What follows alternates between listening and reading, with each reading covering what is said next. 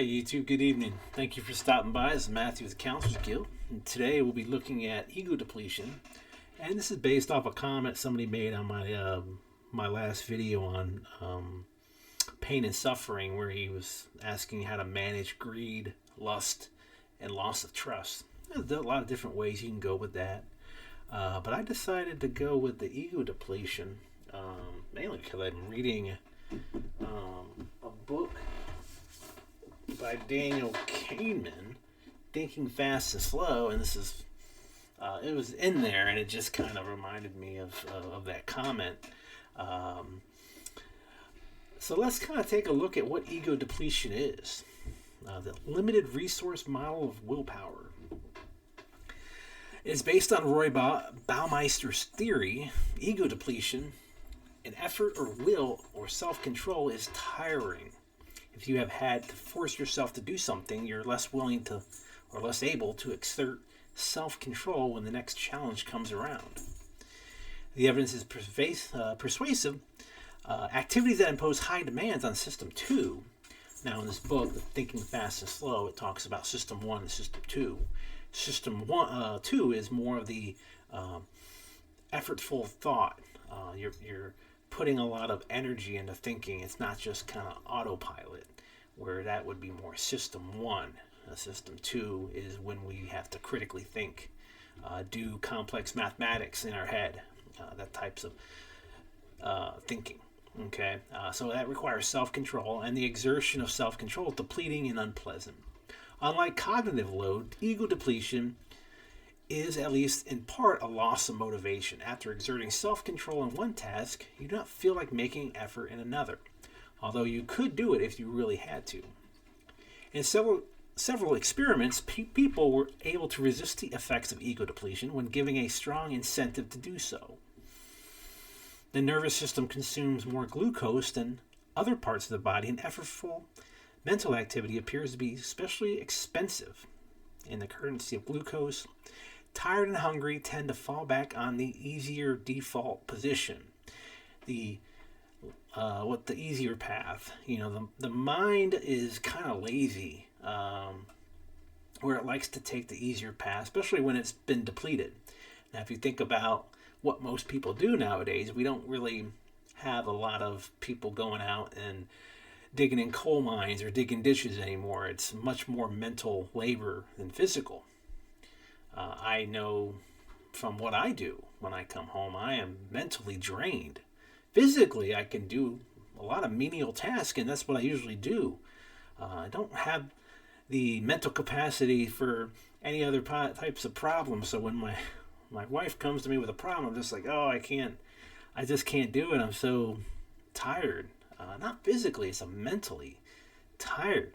Because there's been so much critical thinking in what I do and how I do it. So it's just like I get a lot of what I do comes from System 2.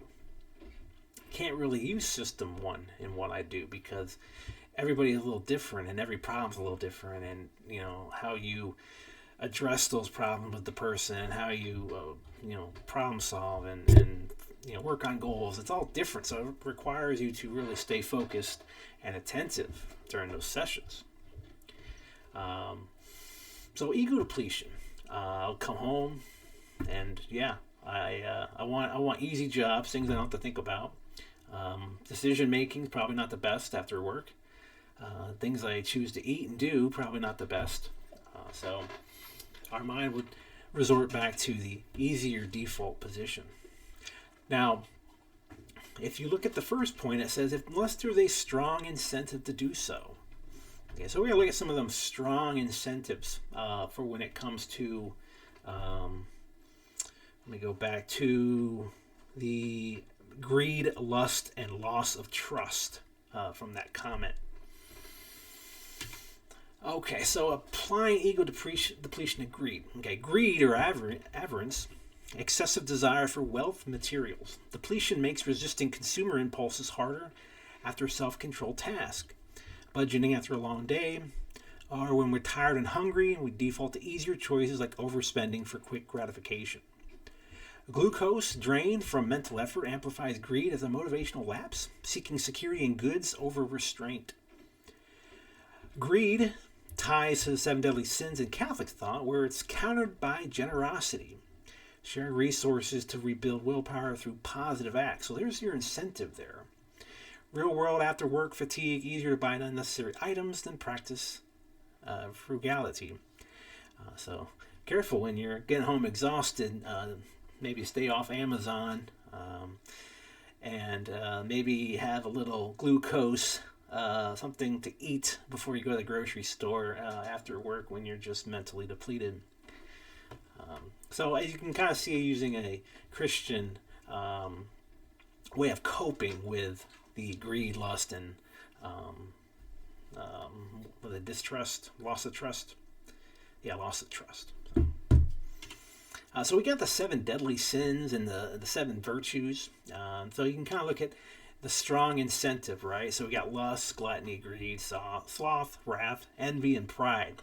And the strong incentive to deal with those sins is chastity, temperance, charity, diligence, patience, kindness, and humility.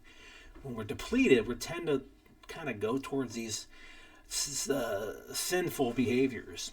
What can help us is that strong incentive with the virtues and staying in God's grace. So applying ego depletion to lust. So lust, uncontrolled sexual desires. Ego depletion reduces resistance to temptations after prior efforts, avoiding distractions, post-discipline. Okay. Post-depletion, motivation drops. You don't feel like exerting chastity, reverting to defaults like objectification or indulgence. And of course, you can find that anywhere, with the internet and all. You don't have to look very hard. Incentive overrides strong. Moral incentives can help, but depletion makes it unpleasant without renewal. In Christian framework, lust is the deadly sin of appetite overcome by chastity, practicing purity to conserve and restore self-control. Linked to glucose, low energy amplifies bodily urges, as seen in teachings on the weakness of the flesh. So apparently, when we're ego depleted, low on glucose, we tend to make bad sexual decisions. So be careful about that. And when you notice yourself maybe wanting to click on that website, check yourself first. Am I depleted? Do I need to eat something with some glucose in it, which is like the body's energy, right? That's get a little bit of snack or something like that. But also live a more virtuous life and practice chastity. Ego depletion to loss of trust. Loss of trust is not a direct sin, but depletion leads to behaviors eroding trust, breaking promises, dishonesty, for motivational fatigue. So of course, there's no loss of trust in the list here. But what are some of these sinful behaviors that causes people to lose trust in us? Lust, gluttony. Maybe if you're on a diet and you're eating too much, drinking too much. Greed, of course. Sloth, wrath, envy, pride. All these types of behaviors could help people. Could cause people to lose trust in you.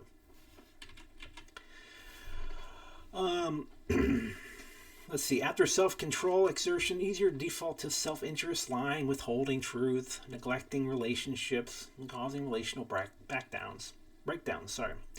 Greed, lust can compound this. Depleted states foster envy or anger, breaking bonds. Christian view links this to sins of like greed, theft, immorality, erodes trust, or wrath. So causes discord between people. Okay. And then Catholic teaching coping, strengthening willpower. Ego depletion mirrors weakness of the will. Catholic response, rely on God's grace over self alone. So there's your incentive. Okay, you just need something to incentivize you to not fall back on system one and go back to your automatic thinking. Okay. It's kind of like when I was reading the marshmallow test, where people were given one marshmallow now or two later. Okay, so the incentive was two later. But sometimes that's hard, especially with kids. So they would talk about different ways of being patient, and one thing I can think of was when they talked about food. when there's a, you go into work and there's a box of donuts, and it's like really, really hard to say no. And maybe you don't even have enough time to, and you're reaching for one. But if you could just stop yourself and say, would somebody you idolize, somebody who's in good shape, would that person go for a donut? And just that moment of reflection, that moment of thought, really helps control automatic behaviors. So, some key practices: mental prayer, daily scriptural reading, rosary to deepen conviction and renew motivation. Sacraments like Eucharist or confession restore inner strength, like supernatural boost from Holy Spirit gifts, fortitude, piety, fear of the Lord. These build habits, virtues, countering depletions, unpleasantness. Prayers and incentives override fatigue, not self-help, but surrender to divine will for lasting advantage. Virtue building against vices, counter greed with generosity, small acts, giving, rebuild willpower, avoiding depletions, default to hoarding. Counter lust with chastity, temperance in appetites, prevents overreaching desires, post-fatigue. For loss of trust, prudence, kindness, foster reliability, prayer, full discernment, balances effort to avoid burnout. Habits form through small, consistent steps. Embrace fatigue gratefully, slow down, and seek joy in God to rewire thinking. Ties to recovery, intentional practices, eradicate vices. Practical tips in conclusion: daily routine, schedule prayer, Eucharist. When fresh, use fasting mindfully to train self-control without self-depletion. Okay, so fasting is not something every Christian does, but Catholicism does, and I don't know if it's laughed at by the other ones, but when I try to explain to why fasting is important, is you're teaching yourself to say no. You're teaching yourself to say no. It's Friday, no meat, or maybe you're going for a full fast and not eating anything, and that's just good. If you're not a Christian, don't believe religion, still it's the ability for someone to say no to something they desire, whether it's food, whether it's shopping on Amazon, whether it's women or men. It's the ability to say nope, I'm not going to go with that. Okay, so it's taking control, and that's why fasting is important, because it gives us that practice to do that. Ultimate surrender to Christ. Willpower is infinite, but grace is. Build virtues for holiness and happiness. Christian practices offer a Christ-centered way to cope. Turning depletion into growth opportunity. Apply personally for better self-control against these challenges. Now, I use the Christian kind of perspective or coping skill, but you can see how, even if you're not religious, just being able to say no to yourself or find some other incentive to do that. Maybe reward yourself for not going on those websites or not shopping or not giving in to those sinful type behaviors. So, but that's all I got today. That's how I would look at greed, lust, and loss of trust. It's ego depletion, and then finding some incentive. What's going to cause you to not want to do those things? Okay, you got to have something to put yourself back on system 2. Really think about performing those acts before you do them. So, but that's all I got today. Please leave a like, comment below. Thank you very much for watching, and I will see you next time.